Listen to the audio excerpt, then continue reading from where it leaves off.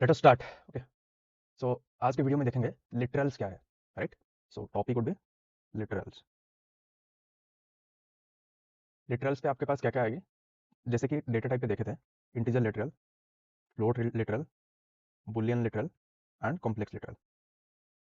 One by one एक एक literal को एक्सटेंसिवली स्टडी करते हैं। राइट, अभी चलते हैं इंटीजर लिटरल के पास।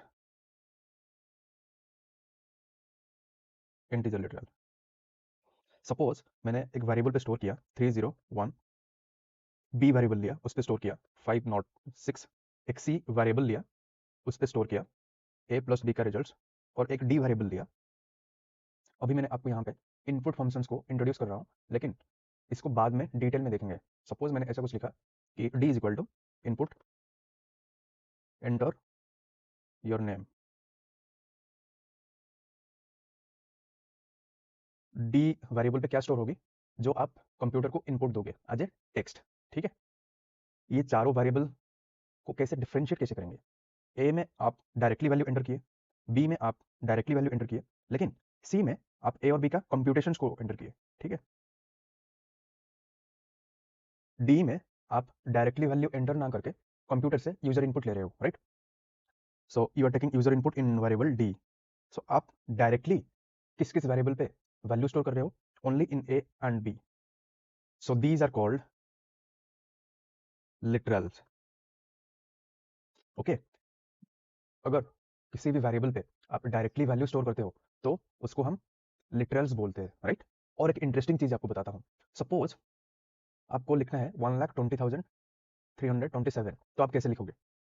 सपोज आपको x इज इक्वल टू 1,20,327 लिखना है, तो आप ऐसे कुछ लिखोगे।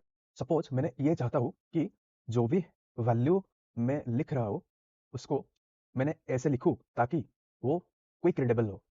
क्विक रीडेबल मीन्स अगर मैंने इसको पेपर पे लिखता तो कैसे लिखता, x इज इक्वल टू 1,20,327। अगर मैं इस तरीके से कुछ लिखता हूँ तो ये क्या है, क्विकली रीडेबल है। दैट मीन्स मैंने तुरंत पकड़ सकता हूँ कि ये 1,20,327 लिखा है।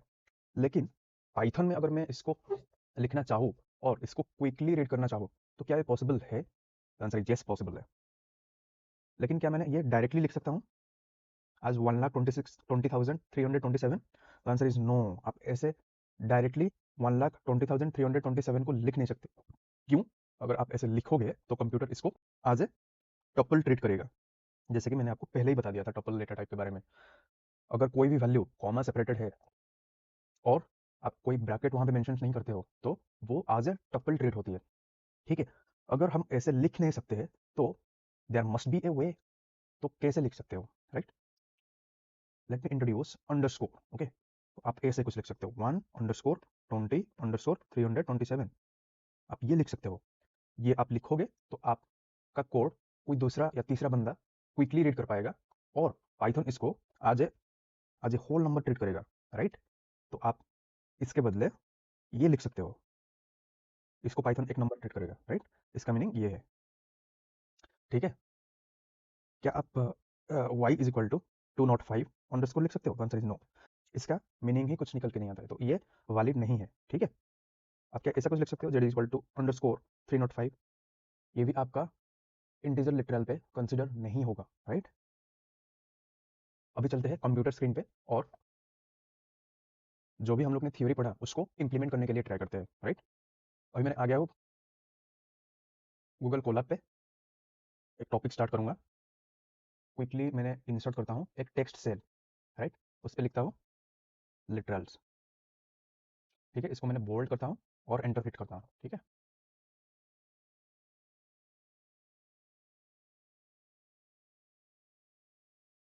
बोल्ड टेक्स्ट के अंदर मैं लिखता हूँ लिटरल। ठीक है, तो लिटरल्स पे देखेंगे। सपोज मैंने ए एग्जाम्पल क्या लिया था, a is equal to 301, b is equal to 506, c is equal to a plus b and d is equal to input enter your name. ठीक है, ये तो हम लोग ने लिटरल को समझने के लिए एग्जाम्पल लिया था कि लिटरल होता क्या है। तो इस कोड को आप जब रन करोगे तो आपका नाम आएगा, जैसे कि आप राहुल, ठीक है। तो ये कोड आपका एग्जीक्यूट हो गई। हम देखे थे कि ए एंड बी ये दोनों लिटरल है, और सी एंड डी ये और सी एंड डी, जैसे कि इस पे आप डायरेक्टली वैल्यू एंटर नहीं करते हो तो इसको लिटरल कंसीडर नहीं किया जाएगा, बस ए एंड बी ये दोनों को लिटरल कंसीडर किया जाएगा, राइट। अभी देखते हैं जो बाद में हम लोग एग्जाम्पल लिया था कि x इज इक्वल टू 120 1,20,327 को लिखेंगे कैसे। हम ये बोला था कि x को अगर आप ऐसा कुछ लिखते हो 1,20,327, तो ये आपको क्या दे देगी, जैसे आप प्रिंट करोगे प्रिंट x, तो आपको ये एज ए टप्पल रिटर्न होगा। अगर आप x को ऐसे लिखना ही चाहते हो तो आप कैसे लिखोगे, x इज इक्वल टू 1,20,327। तो जैसे ही आप x प्रिंट करोगे तो प्रिंट जैसे ही आप x प्रिंट करोगे तो आपको क्या रिटर्न होगी, आपको 1,20,327 ही रिटर्न होगी। ये लाइन इसके लिए प्रिंट हुआ, ये लाइन इसके लिए प्रिंट हो रहा है, ठीक है। अगर अगर यहाँ पे आप टाइप ऑफ एक्स को एक्सेस करना चाहते हो तो आप टाइप ऑफ एक्स को भी एक्सेस कर सकते हो, तो आपको टाइप ऑफ एक्स मिल जाएगी टपल। लेकिन यहाँ पे अगर टाइप ऑफ एक्स को एक्सेस करना चाहोगे तो क्या दे देगी आपको, तो आपको आज इंटीजर क्लास शो हो जाएगी, राइट। तो और क्या डिस्कस किए थे, और ये डिस्कस किए थे कि y इज इक्वल टू, दूसरे सेल ले लेते हैं, तो डिस्कस किए थे y इज इक्वल टू 205 _ ये लिखना क्या वैलिड है, और इसको रन करके देखते हैं। जैसे कि आप देख पा रहे होगे इस पे इनवैलिड डेसिमल लिटरल का एक सिंटैक्स एरर शो हो गई है। सिमिलरली आप z is equal to underscore 305 को एग्जीक्यूट करते हैं, इस पे भी आप देख पा रहे होगे कि underscore 305 is not defined, okay.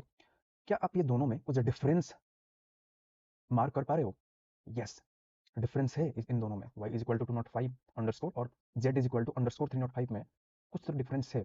और वो डिफरेंस है, यहाँ पे देखिए सिंटैक्स एरर आ रही है और यहाँ पे आपका नेम एरर शो कर रहा है। ऐसा क्यों हुआ, इसको पाइथन आज इंटीजर काउंट कर रहा है, उसके बाद अंडरस्कोर आ गए तो यहाँ पे एरर शो कर रही है। लेकिन यहाँ पे पाइथन इसको एक वेरिएबल ट्रीट कर रहा है, क्यों, क्योंकि डिक्लेरेशंस ऑफ वेरिएबल का जो रूल्स था उस पर हम लोग पढ़े थे कि एक वेरिएबल को आप अंडरस्कोर से स्टार्ट कर सकते हो, लेकिन एक वेरिएबल को आप किसी भी न्यूमेरिक डिजिट से स्टार्ट नहीं कर सकते हो। तो इसीलिए पाइथन क्या सोच रहा है, आपने यहाँ पे डिजिट से स्टार्ट किया, यानी ये वेरिएबल तो नहीं हो सकता है, राइट। ये क्या होगा, नंबर होगा, और उस नंबर पे आप कुछ गलती किए हो। वो गलती क्या है कि बाद में आप अंडरस्कोर नहीं लिख सकते हो, राइट। सिमिलरली यहाँ पे कैसे, यहाँ पे नेम एरर क्यों शो होगा, क्योंकि यहाँ पे अंडरस्कोर को पहले देख के पाइथन समझ गया कि शायद यहाँ पे आप एक वेरिएबल डिफाइन करना चाहते हो जिसको आपने अंडरस्कोर से स्टार्ट किया, और वो वेरिएबल डिफाइन है ही नहीं। सो यहाँ पे इसीलिए डिफरेंट टाइप की एरर शो कर रही है, सिंटैक्स एरर और नेम एरर। एरर को समझना क्यों जरूरी है, क्योंकि आगे जाके जब आप कोड डिबग करना स्टार्ट करोगे तब आपको एरर वहाँ पे अच्छे से समझ में आना चाहिए ताकि आप एक इफेक्टिव प्रोग्राम लिख सको, राइट। अब आएंगे फ्लोट लिटरल्स पे।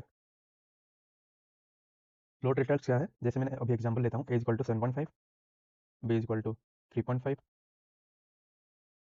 c इज इक्वल टू, जैसे मैंने पहले लेक्चर में ऑलरेडी बता चुका हूँ कि फ्लोटिंग पॉइंट रिप्रेजेंटेशंस को आप कुछ ऐसे लिख सकते हो, और like 73 e2, d is equal to 734 e-2, ठीक है।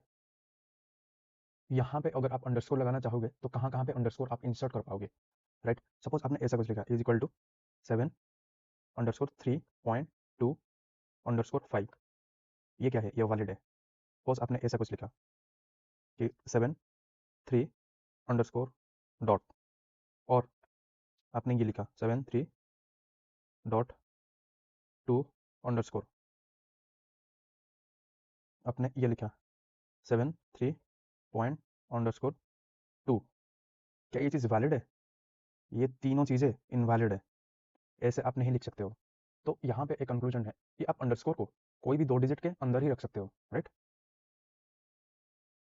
इसका डेमोन्स्ट्रेशन देखते हैं कोड पे। मैंने आपको क्या बताया कि आप e इज इक्वल टू 7_3 73.2_5 लिख सकते हो f। तो जैसे आप एग्जीक्यूट करोगे ये कोड एग्जीक्यूट हो जाएगी, लेकिन वहीं पे अगर आप f is equal to 73 point ऐसा कुछ लिखते हो तो ये आपको एरर थ्रो कर देगी। वैसे ही आप g इज इक्वल टू 73.2 लिखोगे तो ये भी एरर थ्रो कर देगी। आप h इज इक्वल टू 73 पॉइंट_2 ये लिखते हो, ये भी आपको एरर थ्रो कर देगी। अब बुलियन डेटा टाइप के लिए आप खुद ही प्रैक्टिस कर लेना, और लास्ट में देख लेते हैं कि कॉम्प्लेक्स डेटा टाइप को कैसे रिप्रेजेंट करते हैं। तो जैसे मैंने एक नंबर लेता हूँ a is equal to 3 + 5i, right. मैंने ऐसे कुछ लिख सकता हूँ b is equal to 35 + 56i, ये भी वैलिड है, ये भी वैलिड है। कंप्यूटर स्क्रीन पे देखते हैं। तो यहाँ पे जैसे मैंने बताया कि b is equal to 3_5 + 5_6j। तो जैसे ही आपने प्रिंट करोगे b को, तो आपके पास क्या आ जाएगी 35 + 56j, राइट।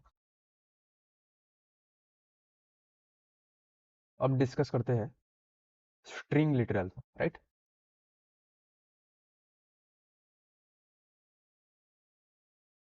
तो स्ट्रिंग को आप कैसे कैसे रिप्रेजेंट कर सकते हो। सपोज मैंने ऐसा कुछ लिखा, name is equal to Facebook. String को मैंने कैसे रिप्रेजेंट करूंगा कि सिंगल कोटेशंस के अंदर। क्या मैंने इसको डबल कोटेशंस के अंदर भी रख सकता हूँ? द आंसर इज यस, आप रख सकते हो। तो मैंने ऐसा कुछ लिख सकता हूँ, name is equal to Facebook. क्या मैंने इसको ट्रिपल कोटेशंस के अंदर रख सकता हूँ? द आंसर इज यस, रख सकता हूँ। तो मैंने ऐसा कुछ लिखूंगा, फेसबुक।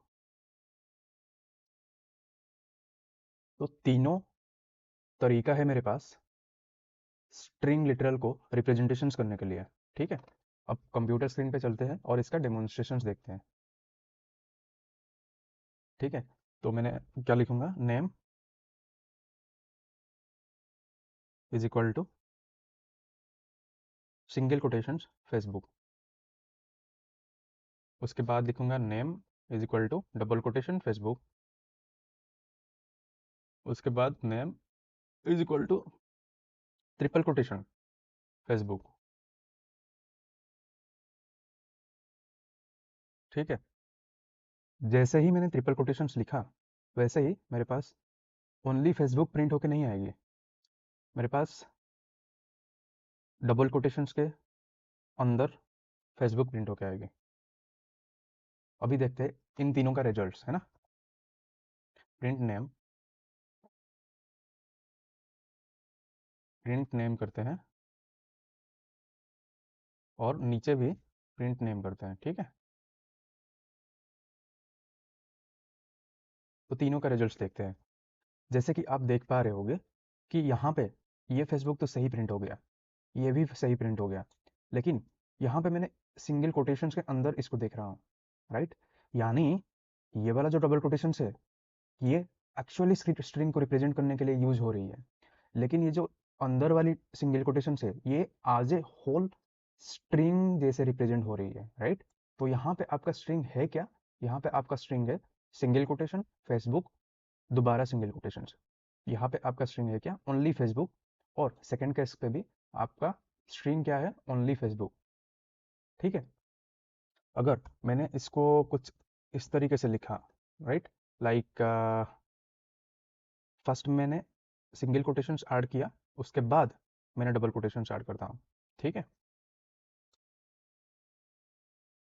ये एक्स्ट्रा लाइन को मैं डिलीट कर देता हूँ और अभी प्रिंट करता हूँ नेम। तो जैसे कि आपने देख पा रहे होंगे कि पहला वाला जो सिंगल कोटेशन है वही यूज हो रहा है एक स्ट्रिंग को रिप्रेजेंट करने के लिए, और जो दूसरा वाला डबल कोटेशन है वो actually as a part of the string ही यहाँ पे ट्रीट हो रही है, राइट। तो ये as a part of the string use हो रही है। तो लास्ट केस में मेरा स्ट्रिंग का वैल्यू क्या है? डबल कोटेशन फेसबुक मेरा स्ट्रिंग का वैल्यू है, ठीक है। सपोज इसको मैंने ऐसा कुछ लिखा, right, single single single Facebook और प्रिंट किया नेम को, ठीक है। तो क्या प्रिंट होगी? तो भी यहाँ पे बस फेसबुक ही प्रिंट होगी। यानी अगर आप ट्रिपल कोटेशंस के अंदर फेसबुक रखते हो, लेकिन वो ट्रिपल कोटेशंस कुछ ऐसा होना चाहिए, वो ट्रिपल कोटेशंस कॉम्बिनेशंस नहीं होना चाहिए सिंगल कोटेशंस और डबल कोटेशंस की, राइट। तो ऐसा कुछ आप लिख सकते हो पाइथन में। Okay, so thank you so much. अगर आपका कोई भी डाउट्स है तो कमेंट सेक्शन में आप पूछ सकते हो। यहाँ पे हम लेक्चर को एंड करते हैं।